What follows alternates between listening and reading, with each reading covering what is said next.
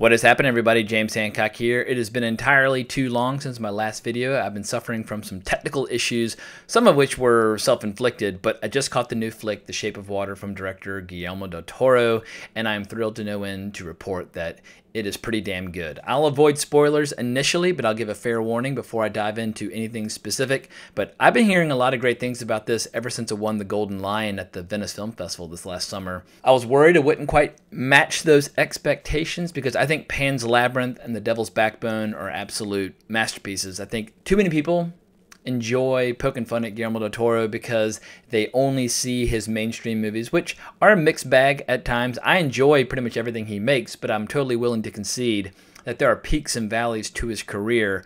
But The Shape of Water is something quite different. This is a genuine love story. It's almost like a golden age classic Hollywood romance that happens to have 21st century horror effects in addition to sex and nudity. I mean, I was genuinely surprised by how overt the love story is in this movie. And it makes me sad to think that Guillermo del Toro was so close to basically being the Kevin Feige of the Universal shared universe that they were going to try and launch with all their monster movies. It appears now as if Universal is rapidly tapping the brakes on that whole idea, that whole concept. But if Guillermo del Toro had been able to mastermind a slate of unconventional classic monster movies like this one, I mean, this is basically The Creature from the Black Lagoon meets Splash. And apparently in his pitch to Universal, he basically pitched it as a love story, and all the execs started kind of backing up and losing interest. And it just shows a shortage of imagination on their part because The Shape of Water is just extraordinary. I was doing some reading online earlier, and apparently Guillermo del Toro had so much faith in this concept that he actually started out of his own pocket paying for the design of the lab and the creature, and he was really personally invested in the story. It's his first time collaborating with a female screenwriter, a writer by the name of Vanessa Taylor, and they basically wrote it for Sally Hawkins. They basically had no one else on their list. If Sally Hawkins didn't want to do it, they weren't going to make the movie. And apparently at the 2014 Golden Globe Awards, Guillermo del Toro, in a state of mild drunkenness, went up to Sally Hawkins and pitched the movie. And the nature of his pitch was not making him sound more sober than he was at the time. So I'm just thrilled that Sally Hawkins decided to do it. I don't want to get ahead of myself, but Sally Hawkins' performance in this movie is worthy of one of the great performances from the silent era. I mean, back in the day, whether you're talking about Harry Langdon or Buster Keaton or Charlie Chaplin or Harold Lloyd or any of these great silent film stars, or even some of the more dramatic ones like John Barrymore, like it was the era of pantomime and communicating volumes with your eyes and your gestures. And for an actor who's not trained in the art of pantomime, that's an enormous challenge, and Sally Hawkins just seems to have hurled herself into the part. I mean, she communicates with sign language, but mostly she communicates with her eyes and her body language, and it's just an absolutely riveting performance. And in the role of the creature, we have very loyal, steadfast Guillermo del Toro frequent collaborator Doug Jones, who I've been enjoying in Star Trek Discovery,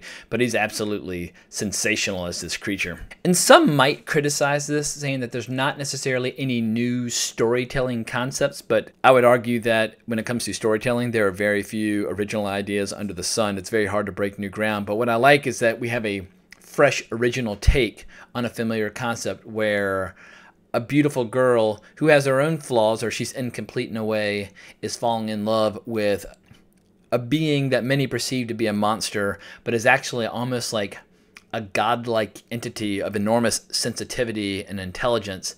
And I was just carried away by it. There are times where the movie is not as strong. I mean, if I'm going to be totally blunt, anytime the two lovers are not on screen, I found my interest waning. I mean, Michael Shannon plays an incredible villain, but he's not quite on the level of the villain of Pan's Labyrinth. And there's some subplots regarding the Cold War espionage between the United States and Russia, both of which want to basically dissect this creature in order to unearth the secrets that allow it to breathe on land and in water, because they think it'll aid them in the space race. And while that's a crucial part of the story, some of that stuff is just not quite as emotionally moving, or I should say it's not even remotely as emotionally moving as the love affair between Sally Hawkins and Doug Jones. I mean, when they're on screen, you're going to be riveted, and when they're not, you might find yourself, thinking about possibly checking your watch, but those moments are few and far between. So I've been kind of breaking my no spoiler rule. It's probably an appropriate time to say spoiler alert, but I'm almost running out of material at this point.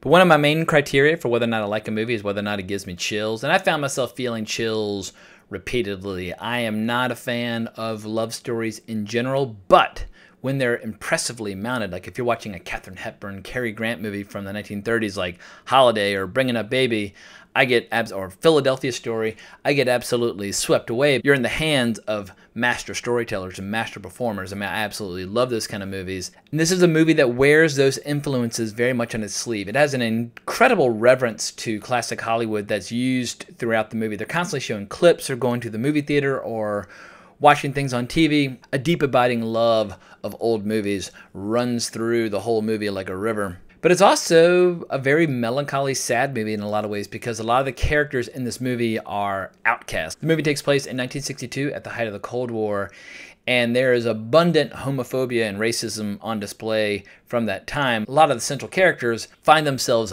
marginalized as a result. But in a beautiful way, they all come together in order to try and save this creature before he's going to be completely disemboweled by either the Russians or the Americans in order to study him. Michael Shannon's clearly having a ton of fun as the villain. I mean, he does all these things like when he pees at the urinal, he does it with his hands on his hips, and he's, in a lot of ways, almost kind of like strutting through this movie with a lot of evil swagger. But it is a Michael Shannon performance. He also has that demonic craze side as well. And there's this great running motif where he has these rotting fingers, because at one point the creature, who hates his guts, bites his fingers off and they get reattached, but they just keep getting grayer and grayer and starting to smell. And one of the things that the creature can do is the creature has the ability to heal and has these powers. And I kept thinking at some point there's going to be a happy ending where Michael Shannon learns the error of his ways and is going to have his fingers healed. Well, that turns out not to be the case at all, because there's a pretty brutal, violent climax at the end of this movie. But I think people are going to be surprised by how little quote-unquote action there is. I mean, there's a point where they rescue the creature from the lab, and there's a point at the very end when they take the creature back to the ocean. But this is not a horror movie. This is not an action movie. This is a love story. And the movie really soars during scenes where, like, Sally Hawkins basically converts her bathroom into an indoor, like, underwater tank so that they can make love while floating. I mean, it's spectacularly poetic, but also very erotic. I mean, as we see early on in the movie, she basically starts her day, she has this routine, but every morning she starts her day masturbating in the tub. So you can almost kind of see it coming that like water and sex are already kind of connected for her. And when she finally starts hiding this creature in the apartment, then the inevitable occurs. And she has this incredibly sweet scene where she's describing how intercourse takes place, because the creature is nude but appears to be just totally flat downstairs. And with sign language and gestures, she's basically trying to create this impression of something opening up and coming through. Anyway, it's absolutely adorable when she describes this stuff. But the movie also has a lot of dark humor. At one point, the creature's just wandering around the apartment, encounters a cat. The cat freaks out. The creature freaks out. And guess what? The cat gets his head bitten off. But even though the creature definitely has his monstrous side, like beheading cats, he also has these incredible powers where he starts to glow blue and he can like heal balding or heal wounds.